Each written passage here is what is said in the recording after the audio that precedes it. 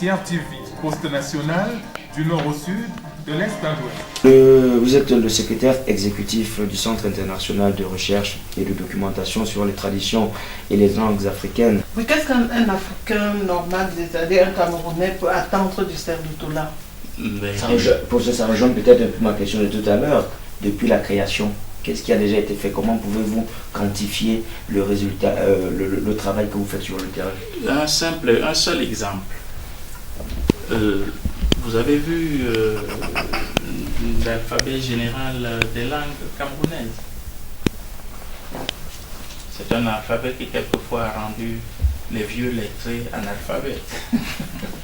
Que beaucoup n'ont pas connu? Non, c'est un alphabet qui existe et qui permet que le premier venu, s'il s'y applique, lise les langues africaines, les langues camerounaises en l'occurrence, dans le respect de leur ton, dans le respect de leur format lexical et qu'ils puissent accéder à partir de leur phoné, à partir de la phonétique, à la pleine compréhension et au plein usage de ces langues-là. Cela existe, c'est une réalité. Les langues camerounaises sont identifiées comme langues. Même si nous avons, personnellement, en tant que scientifiques, quelques questions encore sur lesquelles nous interpellons les collègues purement linguistes au jour d'aujourd'hui, dans le sens de la décolonisation de la pensée linguistique africaine. On sait combien existe ou n'existe pas de langue, ou combien de possibilités de langue il existe. On connaît les langues en danger. C'est le travail du cerf d'Otola. Donc, la mise en place des structures et méthodes, la mise en place d'un concept pour la réalisation des atlas linguistiques des pays qui sont concernés, la réalisation de ces atlas linguistiques-là, voilà ce que le cerf d'Otola, dans le secteur de la langue, a apporté. La réalisation des lexiques thématiques, n'est-ce pas, qui sont des instances de terminologie qui permettent de rapprocher, de s'accaparer les concepts dits internationaux, liés aux technologies, liés aux différentes mutations auxquelles les peuples sont opposés, sont confrontés.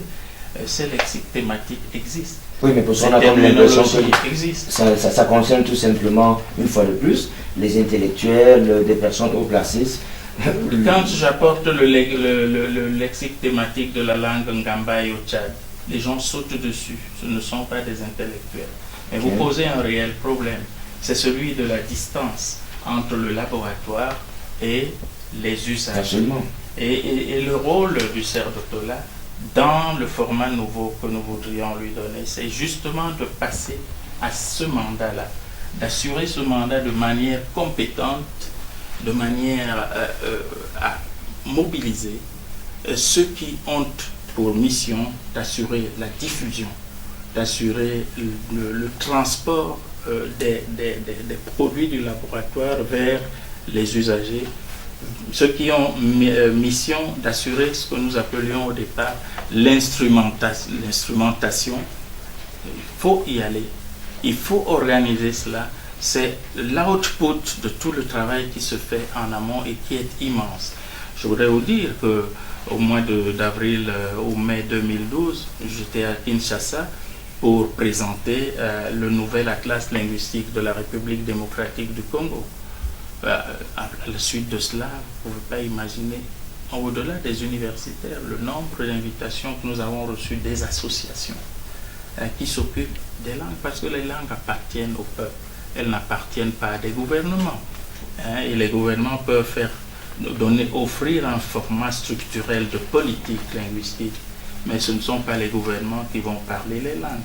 Et il faut donc que les gens soient conscients de leur responsabilité sur leur propre culture pour qu'ils puissent avancer et faire avancer, et qu'ils soient, au-delà d'une simple formulation de demande, les porteurs du résultat de la demande pour traduire le travail que nous faisons en attente, hein, et en exigence de résultats, exactement comme on fait pour un autre produit. Et donc nous sommes sur ce terrain-là, et vous verrez lors des journées du Cerdotola Justement, c'est ça que vous avez parlé. une exposition symbolique pour montrer ce qu'est le Cerdotola, évidemment.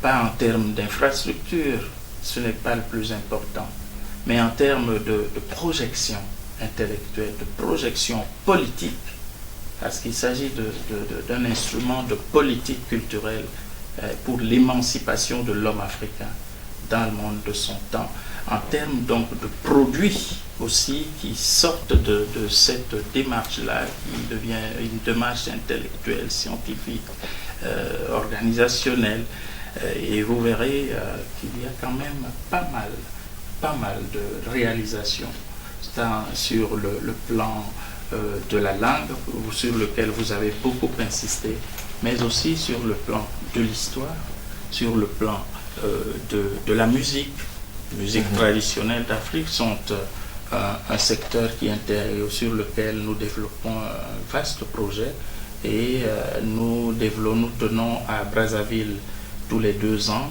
depuis 4 ans, tous les 2 ans, nous faisons à Brazzaville au mois d'août, début août, un colloque international qui regroupe les experts du monde sur les musiques africaines. Et la prochaine session de ce colloque aura lieu au mois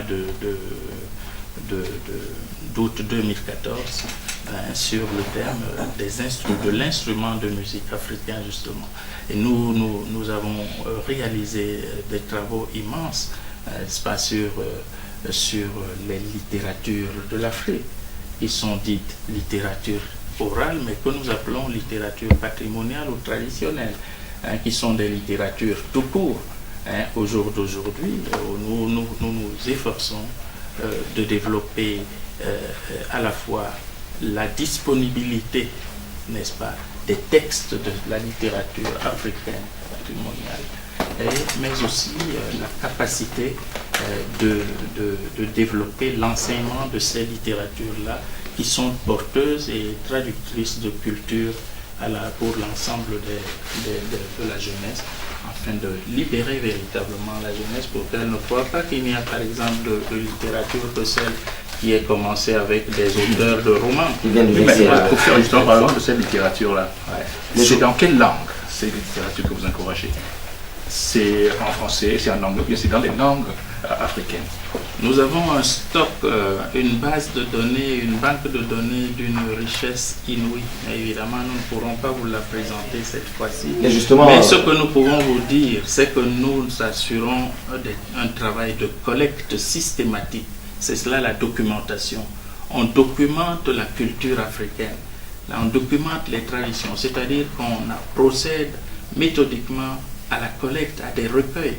Et après la collecte, eh bien, je ne vous apprends rien, vous qui êtes journaliste, il faut assurer la conservation, il faut assurer mettre à la disposition la sauvegarde, la mise à disposition du public, c'est la dernière étape, c'est la valorisation et la promotion.